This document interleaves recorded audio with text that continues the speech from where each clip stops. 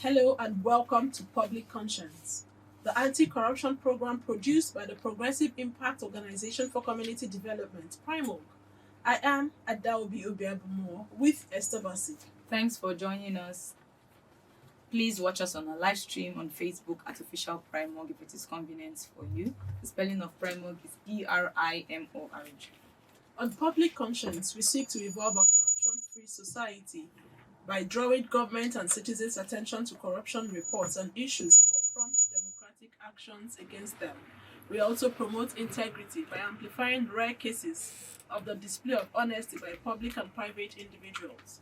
We appreciate the MacArthur Foundation for supporting the production of this program. Last week, the world stood still for women as International Women's Day and Mother's Day was celebrated in Nigeria and across the world. Nevertheless, lack of access to justice has been identified as a major gap in the fight against sexual gender violence (SGBV) in Nigeria. Our focus on today's program is the difficulties survivors of sexual gender-based violence continue to face in a bid to get justice. A recent investigation conducted in Borno State by Women Radio Center and published by the Cable exposed a spike in sexual gender-based violence, with most survivors unable to get justice.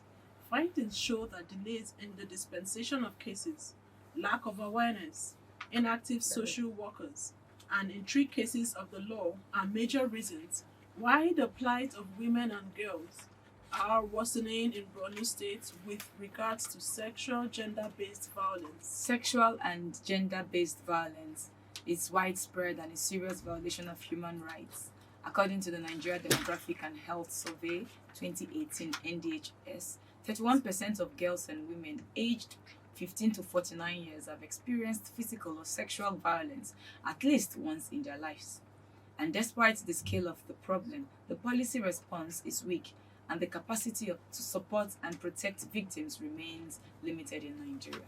For us at Primal, we frown in totality at all forms of biases and systems that encourage sexual gender-based violence in Nigeria. And we urge the government to strengthen the fight against perpetrators and consider setting up special courts to try culprits. For you out there, have you been a victim of sexual gender-based violence? Did you get justice in the end? We would like you to share your experience with us. But the big questions are: how can more women and girls be protected against sexual gender-based violence? What must be done to improve access to justice for victims of sexual violence in Nigeria? Be ready to join us through phone and text messages during this conversation. The WhatsApp phone line to send your message is 0902 265 6167.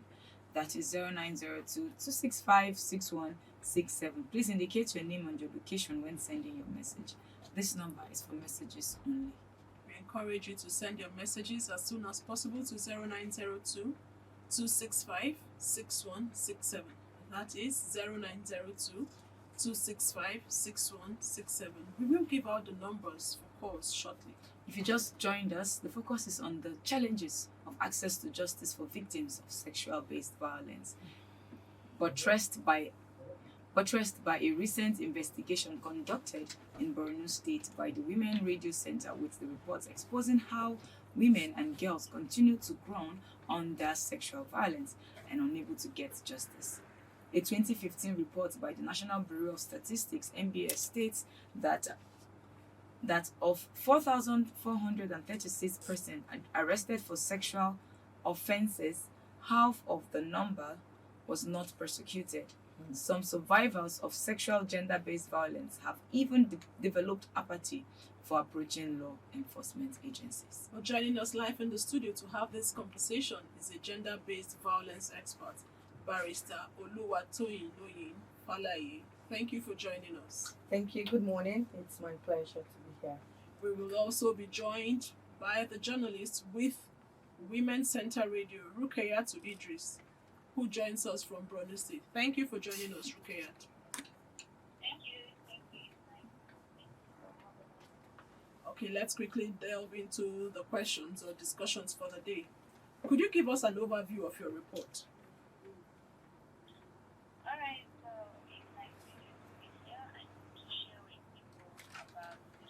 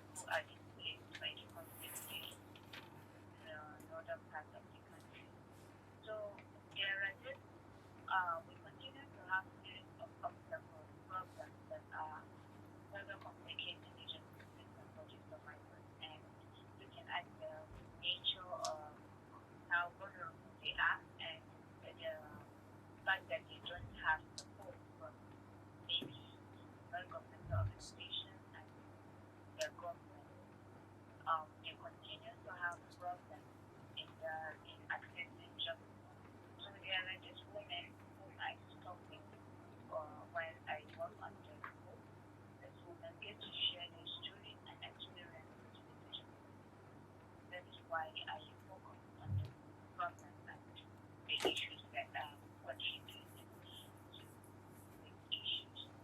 Could you share some of your findings with regards to what the women faced? Okay, so there is this survivor. She's a mother. Her daughter was raped at the age of 5, and after a year, the temper straight, he came back again. I raped the girl for the second time. That she was sick at that time when I spoke with her. So the problem is that when the perpetrator assaulted that girl at the age of 5, the police just concluded that the guy would not be convicted because he is underage at that moment. He was is the victim at that moment. While to her, the mother, as she shared her story with me, she said she was not convinced that that boy was that age when they spoke about it. But then that's just what the police told her. So she just had to like leave the kid at that moment. But when he knew it for the second time, seeing the fact that when it happened the first time, all the people that comes to give her some aid, people that are trying to help her, told her that she has to do some evidence. So that makes her to like focus on gathering all the evidence that will be needed in the court when it happened for the second time. So with all her evidence and everything, her case was delayed, was hanged in the police station. I think up on this day, that woman, when I last spoke with her, was last week. She told me that yes, she's still going to the police station to see the DPO, but then up until now, she was not able to like her case has not been moved to the court.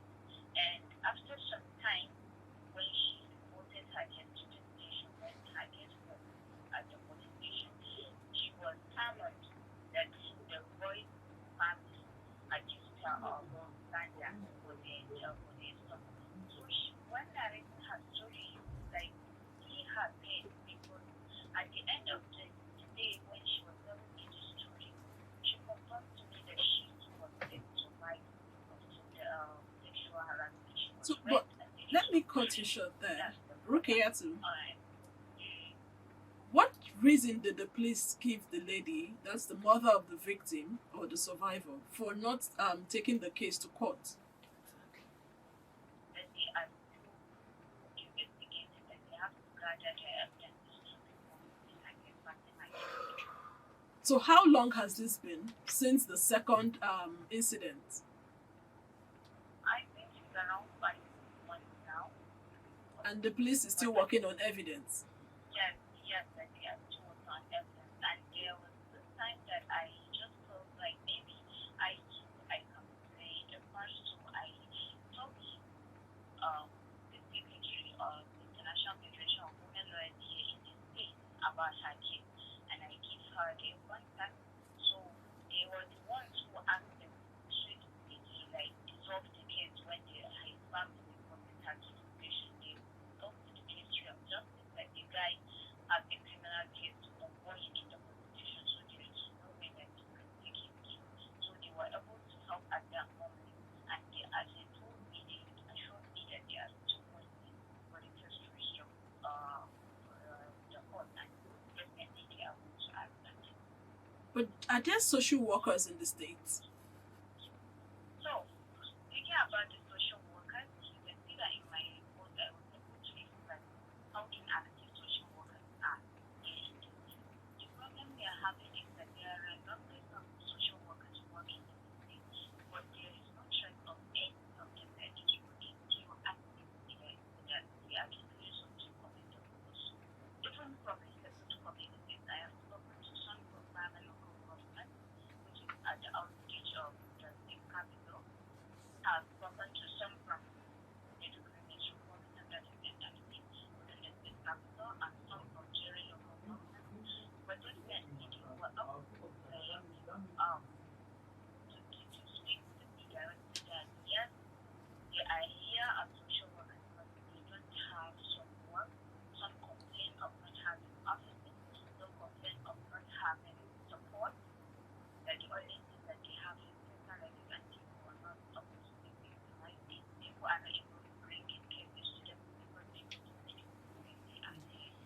So they are That, social that has workers been in the the states, condition. but they are not That has from. been the, they are not active.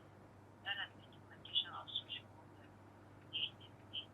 And because of that balance history, I spoke to the director of social development here in the state, and she made it clear to me that the problem they are facing is that most of the social workers have retired. The government was not able to employ some. So that has been the excuse for the government to work as a to do it well. So as we speak, the young girl who was violated has not gotten justice. Not yet. Not yet. So we are pushing. Up until now, I've been speaking to leaders, and they are up until now, but she has not gotten the justice that she deserves. And also, the story is not only about the girl, but there is also a 16-year-old.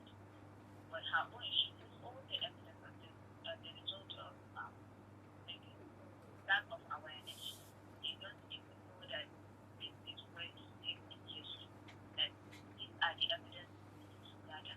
And that we have related that one to the effect of not having active social workers. If they were there working actively, they would be able to, I think they would be able to like synthesize for the community to have knowledge of what to do when certain things occur in them.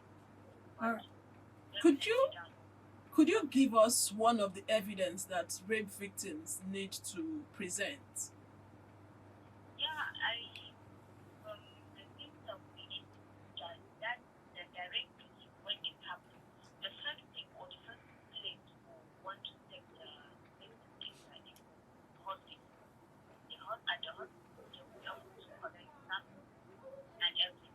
The clothes that they remove from the body of the girl, they should wash her and all that. These are the little things that the law would do as evidence. All right. So, when you finished your report, did you, or before you wrote and published the report, did you reach out to the Borno State government? Are they aware of your investigation, and what has been their reaction? Yes, gotten some communication with the Ministry of Health and Social Development to balance history, and from their end, they said that they have been trying, and the problem is that the justice system has been pretty issue, but the problem we are having is that we don't have enough transparency in the survivors should be aware of where they can go to be. They should be the people in the justice system, particularly in the should be able to be highlighted some progress. Maybe this is where we are now on the issue. This is where we are taking it. So it will take so time and that so that the person will know that yes, they will not give up that at least they have. So I've spoken to them, that has been so far. Okay, So before we let you go, what more do you think the government can do to deter citizens from sexual and gender-based violence? Yes, I think to me we should be able to like to bring out some policies like certain things around even if the person evidences as a survivor, the person once it is confirmed that yes this thing has happened, but there is no way for it to be completed as a result. Maybe we don't have the complete evidence. There should be a provision for the person to compensate if it has been happened for the survivor. Yes, I think that's very important. So, but what more can citizens do now that you've spoken about the government? Okay.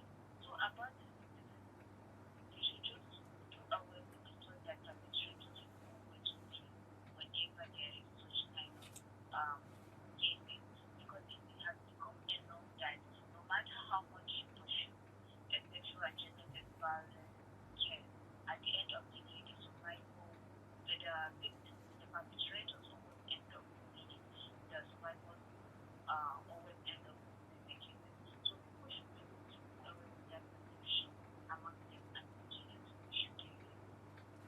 Thank you so much, Rukayatu Idris, journalist with Women Center Radio. Thank you for your insights and contribution to the program. Okay, thank you so much for having me. If you just tuned in, you're on to Public Conscience, a production of Primark, the Progressive Impact Organization for Community Development. And we're x-raying the issues around justice for survivors of gender-based violence. But right in the studio, I still have my guests, Oluwatoyiniyo Falaye. While the reporter was explaining the investigation, you just kept on nodding and you were not particularly happy. How would you react to what she said? I was reacting that way because even here in the FCT, we seem to be facing similar challenges. There's a case we handled 3 years ago that is currently in court, but has suffered such a huge, setback. The Ministry of Justice, you know, because my organization handled that matter, so we're like a witness in that case, and we've gone for, pre-action counseling. But on 3 different occasions, that matter has suffered a setback. We couldn't even proceed, even though it's in court. So there's a plethora of issues, burdening gender-based violence. You know how she mentioned the fact that even the community chiefs sometimes will not allow them take up some cases, and then the fact that the police is coming up with the excuse that they're still carrying out investigation in 5 months. That's quite alarming, because there's usually a prima facie case that can be established, and the fact that the clothes that the girl wore, she probably has been taken to the hospital, a test has been carried out, you can see maybe traces of sperm, or the hymen has been broken, and then there's somebody who has been accused of the crime. That is already a basis to charge the matter to court. That way they can continue with the investigation while the boy is in remand, instead of still going out to perpetrate the crime again. But from this particular case, the perpetrator is a minor. Yes, The survivor is a minor. So you see, so when the perpetrator is a minor, also they are also sent for rehabilitation. In fact, we have Buster homes in some parts of Nigeria. Now, Buster homes handles juveniles, minors who carry out bad acts or bad behavior. So the fact that he's a minor doesn't mean he cannot be charged to court. It's just that there's a process, in court. They are also protected because they are minors. There's a way the matter will be handled. Sometimes in some courts they even do it, not in the open courts, but in some specialized courts. And then the conviction would go in a way that the perpetrator will be charged to rehabilitation.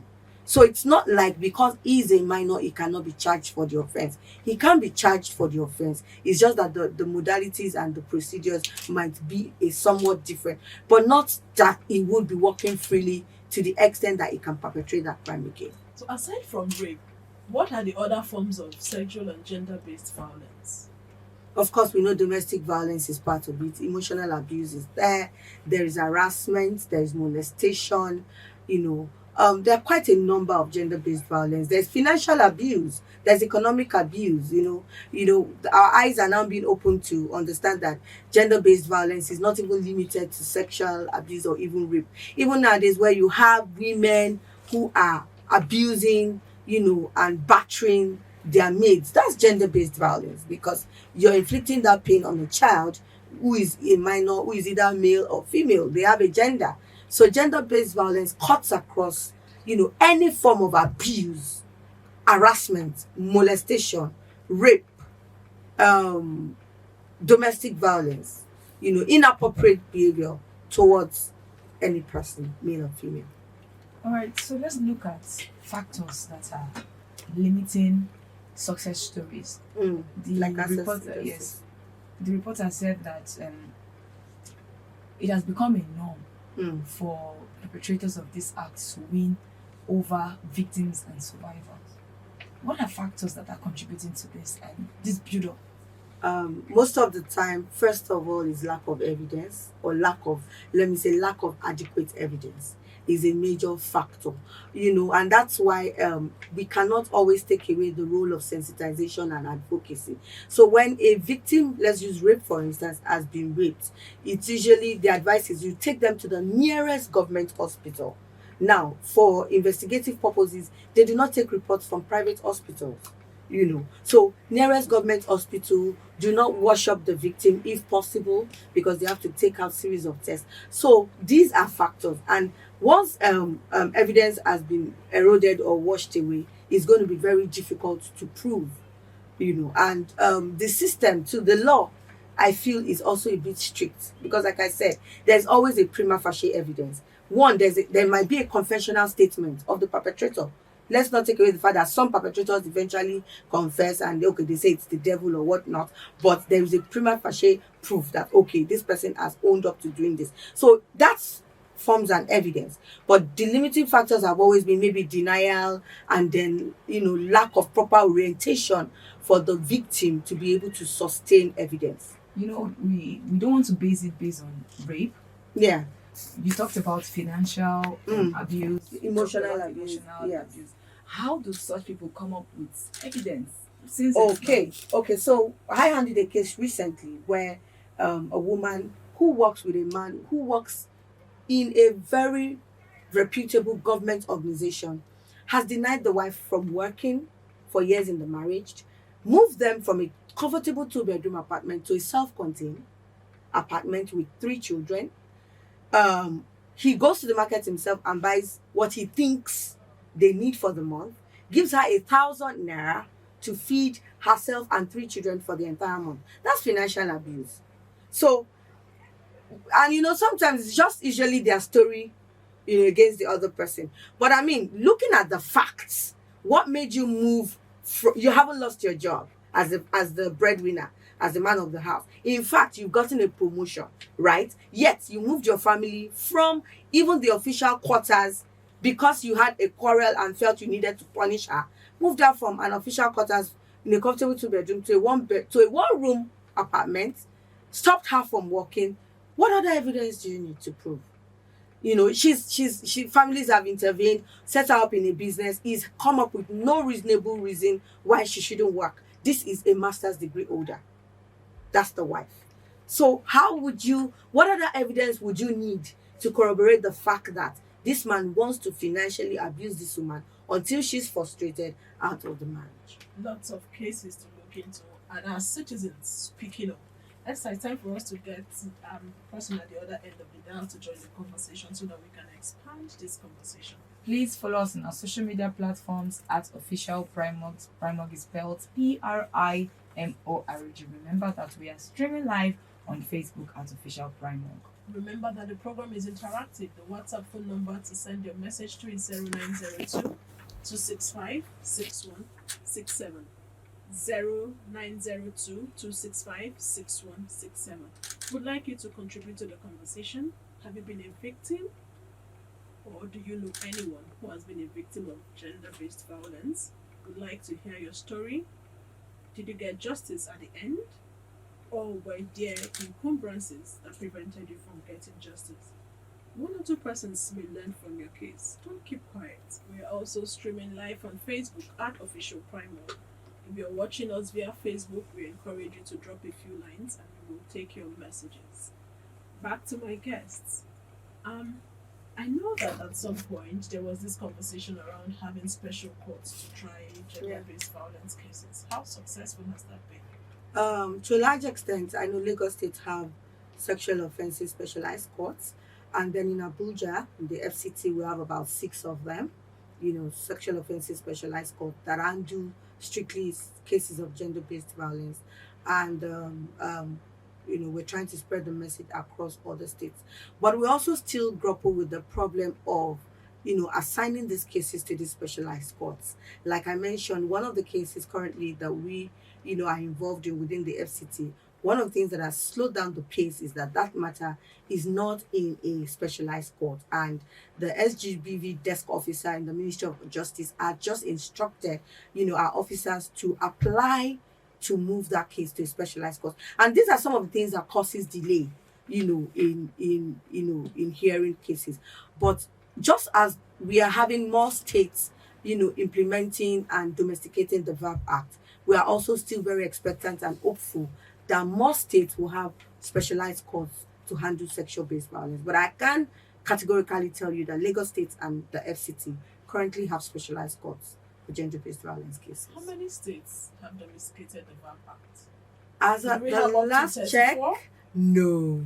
As at the last check, and permit me, that may be wrong, but as at the last check, it was about 18. I don't know if it has gone up some more. But there was a time when it was just 5. There was a time when it was just 11. And so we're still, clamoring so that we can have, a substantive law that can be used for gender-based violence cases. So we're making progress. All right. So, what are we not doing right as a nation? Are you worried that this sexual gender-based violence, in some instances, is treated more like a family matter, try to shield, rather than a crime that it is? Yes. The our cultural norms and the perception of patriarchy has affected, largely how we perceive cases of gender-based violence, and that has still become a huge problem. So you still see cases being reported and people coming up and saying, "Oh, let's handle it within the family." So cases of gender-based violence has not wholly been seen as a crime that it is, but just seeing, some people just see it as a wrongdoing. We'll correct the person. We want to cover, we don't want to wash our dirty linen in public, and that is highly problematic. Sexual and gender-based violence is a crime. It is a crime. It must be punished. It must be reported. Victims suffer hugely, emotionally, mentally, physically. Some even die from the pain of gender-based violence. And so it is a crime, just like armed robbery, just like murder, just like every other offense or crime. It is a crime. And so we need sensitization. Community-based leaders, are the ones who usually most times just feel like, because they sit as chiefs who settle matters within communities. But gender-based violence is not something that must be covered up. So we still need more advocacy. We still need more awareness. Take it to the grassroots, take it door to door. We can even do it like the way we did the polio vaccine, campaign. It has to be taken from door to door for people to understand the gravity that sexual-based violence causes, and that it is an offense and a crime. When you say we need strong push for sensitization, what agencies are we looking at? Are we supposed to do that as citizens? Well, very specific? Okay, yes. We sometimes, of course, the larger burden is on government, but I also always believe in, NGOs and CSO and community-based organizations going to the grassroots, because I feel like they can reach the grassroots easier and faster, and we can start from there. Of course, most of the government agencies actually do more of, the NAPTIP, the FIDA, they do more of the justice aspect. So NGOs and CSOs would be needed more for the sensitization. I think that would, get the job done more and faster than if we put the burden on the government. Now, from the report, when the mother of the survivor went to the police and all the delays and all of that, in what areas or ways do you think that the police or law enforcement agencies need to be strengthened, such that when cases like this come in, they would handle it with all seriousness? I know that there are gender decks at the police stations, but is that enough? I'll train that day.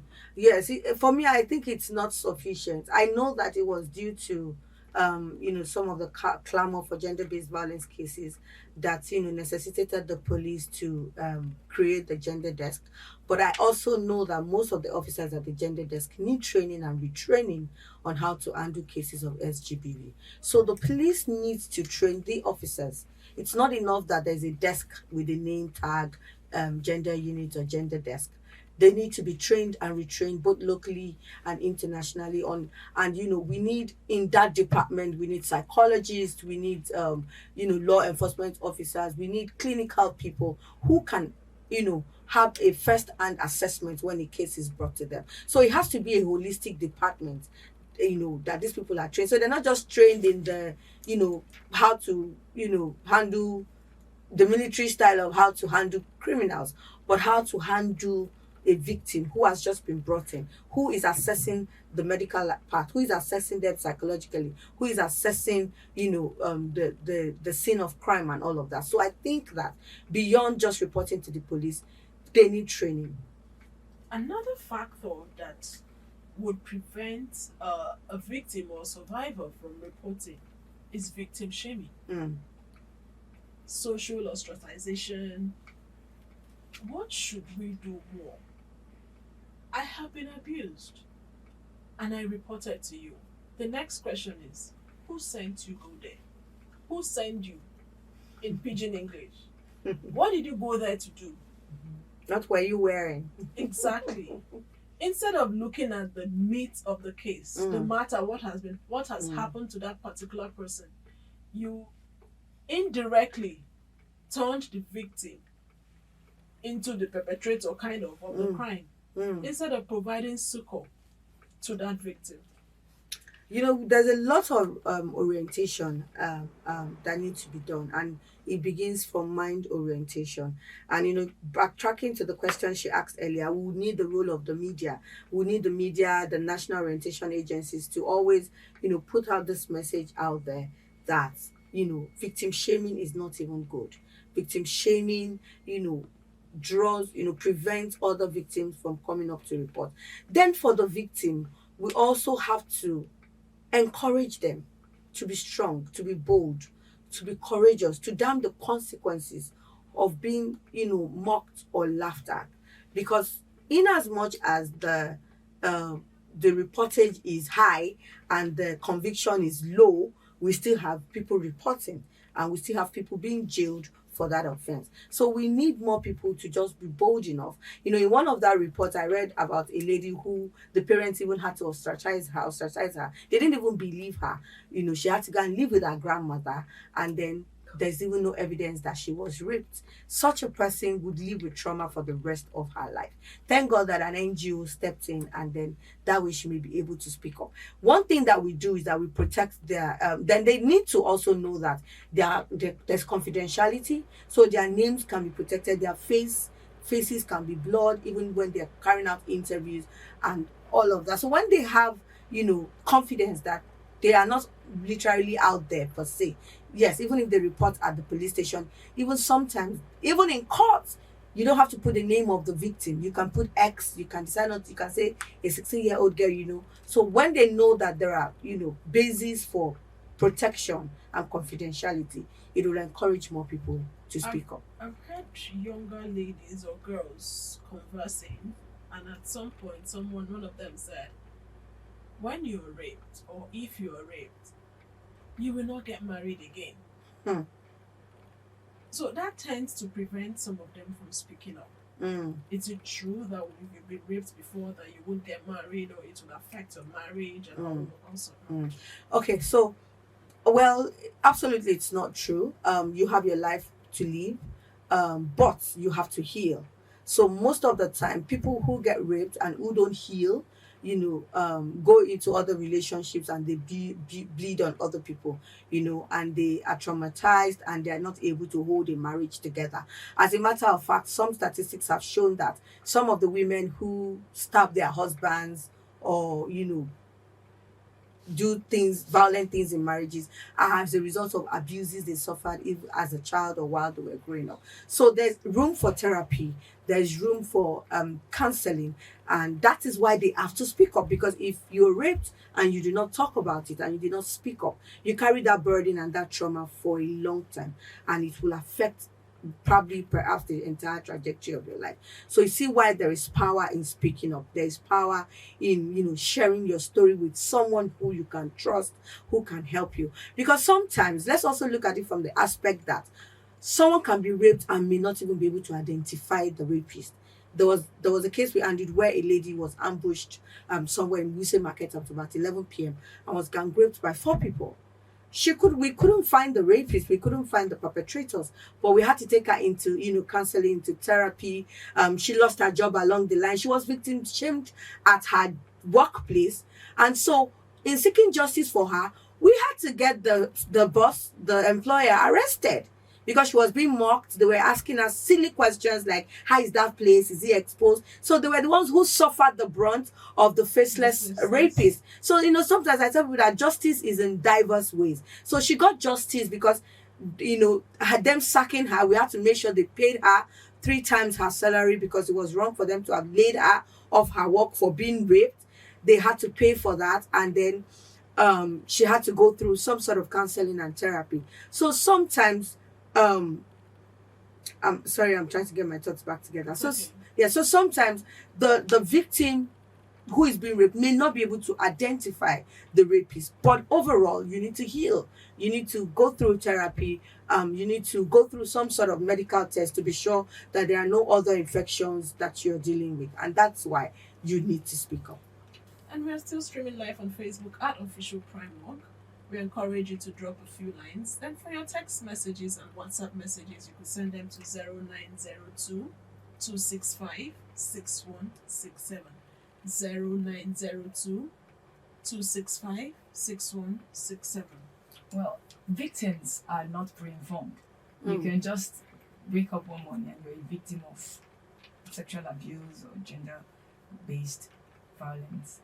How can girls, women, and even boys, how can they be more protected in a society like ours? I think sexual education, especially in relation to sexual and gender-based violence, should be reintroduced in our schools, and I mean from primary schools. Early education, knowing what is and what is not, can help their minds, can help them understand that this is how you can prevent it. Because honestly, even though they are not pre-informed, even though this can happen, sometimes there are telltale signs. A woman who suffers domestic abuse in a marriage might have seen telltale signs of violence, of narcissism tendencies in the man, but must have overlooked it. A child who is being touched inappropriately by an uncle who came to visit them might have known, if they had told them in school, maybe in primary 2, that okay, this is where should not be touched, these are vital parts of your bodies, these are private parts, these are the names they are called. And so introduction to early sexual education would go a long way. And then, like I said, the role of government agencies, especially those who relate more with the media, constantly running it as a jingle, 14 years imprisonment for rape, life imprisonment for this.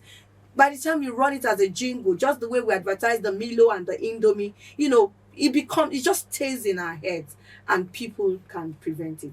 But I would advise early education on cases of gender-based violence. What more can the government do to ensure that victims, survivors, get justice?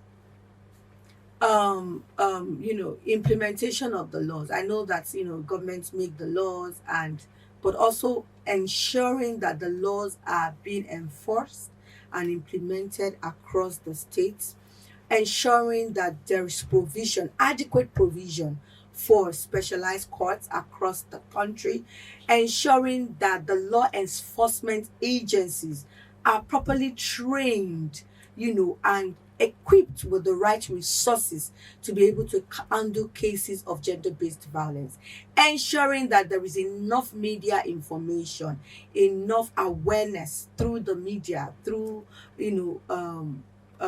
social media, print media, television media.